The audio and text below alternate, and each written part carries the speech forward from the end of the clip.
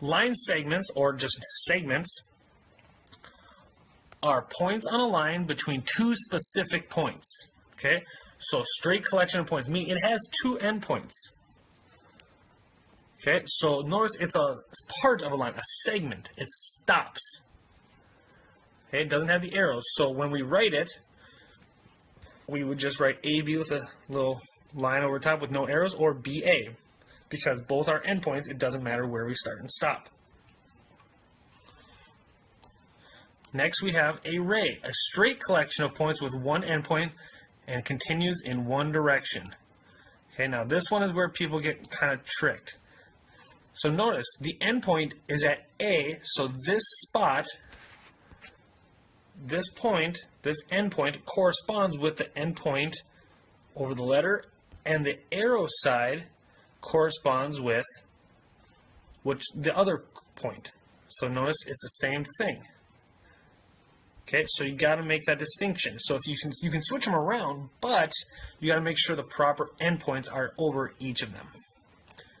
Okay, so this is how we don't want to write it, because the arrow is not by the B, is by the B, not by the A, as is signified here. So we got to keep that in mind. Okay, so in this one, name all the lines you see. So if you want to pause, you can, to try to get this before I show. So the answers, so we have all these different lines. We can name any points. We could say HJ.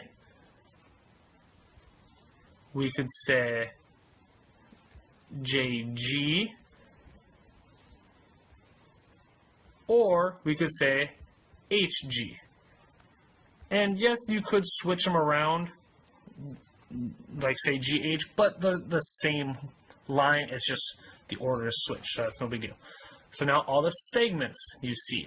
So again, same thing, you just end the points. So we could say HJ, JG, or HG. Because the order doesn't matter, we could switch them around if we wanted. Okay, and the last one, name all the rays you see. Now this one's going to be a little bit more tricky. This one's got more. Okay, so I'm going to start off to the side. So I could say HJ. I could say JG. Or I could say HG. But then I can go the other direction. Okay, so I could actually say JH and go towards the other one. I'll scroll down just a little bit here. I could say from G going towards J, or I could say G going towards H. Oh, I said that backwards. There we go. Okay, so any direction of those is absolutely fine. Okay, because it's all of them that we see. Okay. An intersection, common point or points between two or more geometric figures. So when we have two lines, we got right here, line N, line M, they intersect at point A. Okay, two lines that intersect. And then for two planes, like the wall or the wall in the ceiling or wall on the floor, when they cross paths, they intersect at a line, and that's what we're looking at right there. Okay, so that's our points of intersection. Sketch two different lines that intersect with the same, that intersect a plane at the same point. So for number 4,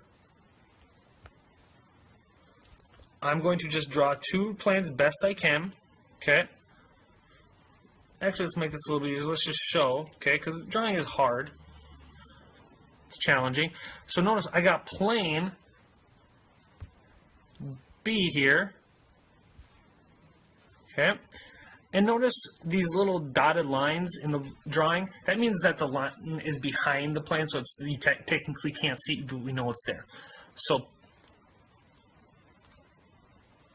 when we got this plane here, we can see if we use plane B as our plane, we notice that line P and line K intersect right at point M on plane B. So that's the sketch I'm going to use. Okay, so that's how we'd use it. So name the intersection of PQ. So I'm going to do this. I'm going to take this.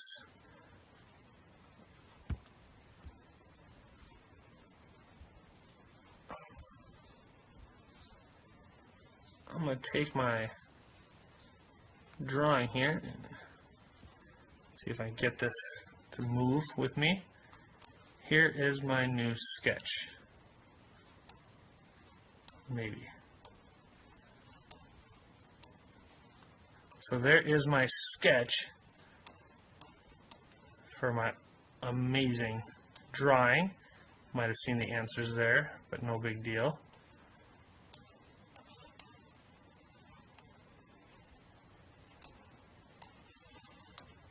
Okay, let's just move this back up. There we go. Okay, so name the intersection of PQ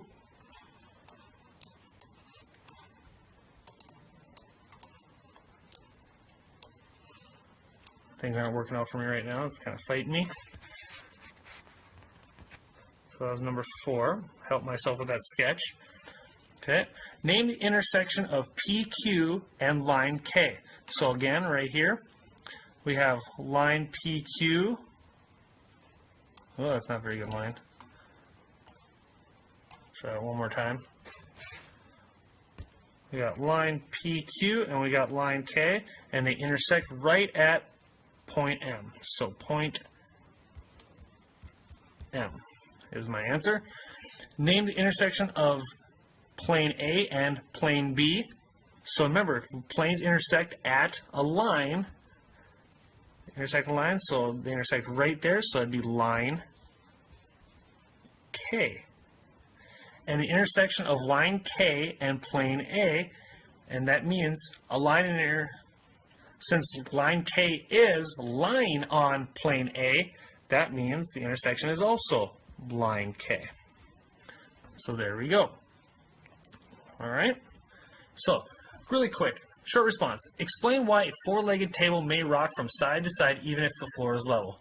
Would a 3-legged table on the same level floor rock from side to side? Why or why not? So this is what we're talking about. Any 3 points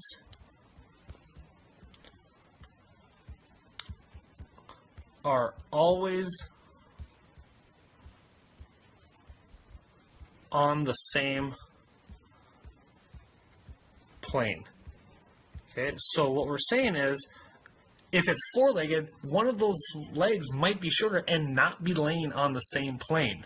So that's what makes it a little bit more challenging.